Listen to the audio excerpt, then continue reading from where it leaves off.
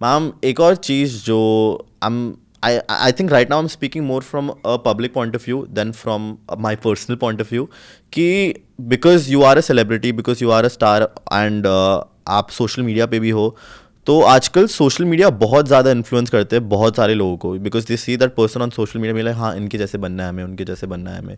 So and this might sound a little wrong, but a lot of people are not what they show that they are on social media. This is not wrong, this is absolutely right. ये है कि social media pros and cons है. Pros कम है, cons ज़्यादा है मेरे हिसाब से.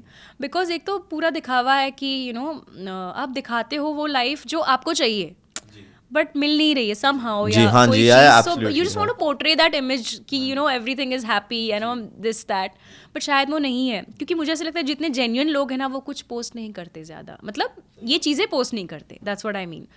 तो अनफॉर्चुनेटली कास्टिंग पे भी इतना इन्फ्लुएंस रहा है सोशल मीडिया का. आई एम श्योर बहुत लोग बात करते हैं इसके बारे में. मैंने सुना है लिटरली, बिकॉज मेरी किसी से अभी फ़ोन पे ऐसी बात हो रही थी तो दे लाइक कि मैम आपकी फॉलोइंग अच्छी है ना तो ये हो जाएगा. I said excuse me, following अच्छी है मतलब? इज लाइक नहीं, you like you followed very well, तो I think this audition you can. I said but how does that matter? मैं अगर ख़राब एक्टर हूँ और मेरे फॉलोअर्स बहुत ज़्यादा है तो इज़ लाइक कि नहीं, बट एक्चुअली जो कास्ट करे ना उन्होंने बोला है कि इतने फॉलोअर्स होने चाहिए.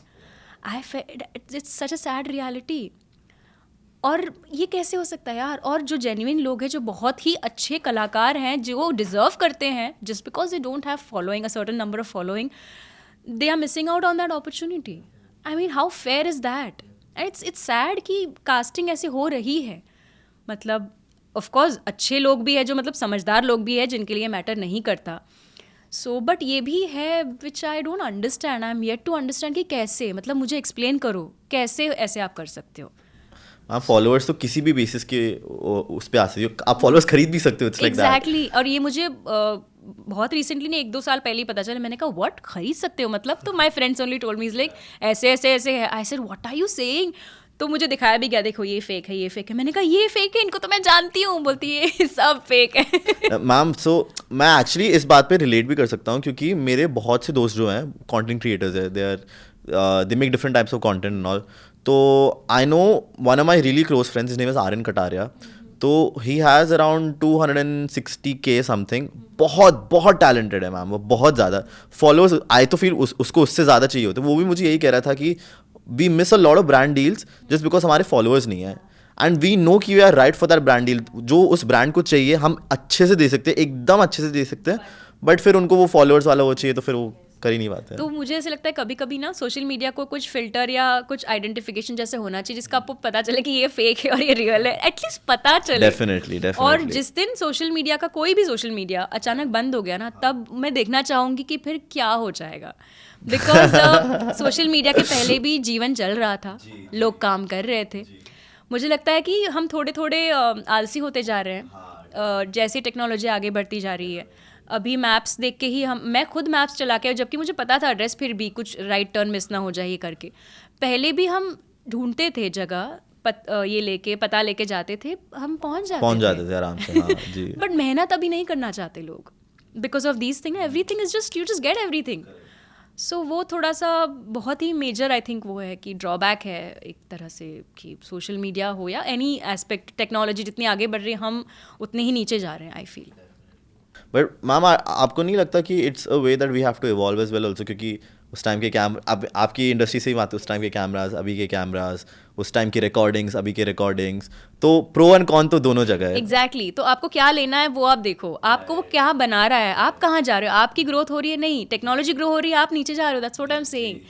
कि जस्ट बिकॉज आपके पास ऐप से आप खाना मंगा रहे हो घर बैठे बैठे, आप मेहनत नहीं कर रहे हो जाके कुछ ले आए, खरीद लाया, जो भी बाहर जाके खाए फॉर दैट मैटर, बट आपके पास सब आ गया है. So snap of the finger, मतलब ऐसे ही. That is not that nice. Ma'am she is laughing. मैं बताऊं क्यों? She can relate to it I think. क्योंकि हमने अभी स्पीक किया था आपके आने से 10 मिनट पहले. मैं खुद भी करती हूँ. That's what I am saying. जी. बट मैम आई फील कि मैंने एक चीज़ जो नोटिस किया है, I know, so I have an older brother also. वो सिर्फ 3 साल बड़ा है मुझसे. एंड आई होप वो एपिसोड देख रहा होगा, क्योंकि मेरा एपिसोड नहीं देखता, बट नहीं, like I love him a lot, but हम ये बोलना जरूरी था। नहीं, like I respect him a lot ma'am, like I respect, वो जो है वो बहुत। सो मैम, जब हमें कोई देखता है वो कहते हैं तुम दोनों भाई नहीं लगते, शक्ल ठीक है सेम है, बट वो जो कहते हैं ना generation alpha and the millennials, तो वो वैसा है, तो हम बोलते हैं कि you guys are so different. तो आई फील अभी हमारा ऐसा जनरेशन हो गया है कि जो जेन जी वाले हैं उनको हर चीज़ किसी और के थ्रू चाहिए। जैसे आपने बोला था, you don't want to be self dependent, you want to be reliant on someone else, and किसी दूसरे के थ्रू ही आप अपना काम करवाना चाहते हो, जो भी हो। तो ऐसे I don't want you to name any people also, but ऐसी इंडस्ट्री में भी लोग हैं, आई एम श्योर कि मतलब आप ओल्ड एक्टर्स को कुछ कह नहीं सकते बिकॉज उनकी एज भी ज़्यादा हो गई है, obviously they need people to do things for them, but जो यंग एक्टर्स, जैसे आपने बोला था 1-2 शोज करके ऐसे सड़क पे चढ़ जाते हैं, then they expect other people to do things for them, ऐसे हैं लोग इंडस्ट्री में, बहुत सारे हैं, अनफॉर्चुनेटली बहुत सारे हैं ऐसे लोग। मतलब यही थोड़ा सा बदलाव आया है। आई अग्री कि इवॉल्व होना चाहिए, everything agreed, but again where is that taking you, that is again important. But ये रियलाइज सबको नहीं होता, ये कोई सोचता नहीं है। सबको एक्चुअली ना सक्सेस बहुत जल्दी चाहिए, सब कुछ बहुत जल्दी चाहिए, पेशेंस ही नहीं है मुझे लगता है, एब्सोल्युटली पेशेंस, बिल्कुल पेशेंस नहीं है।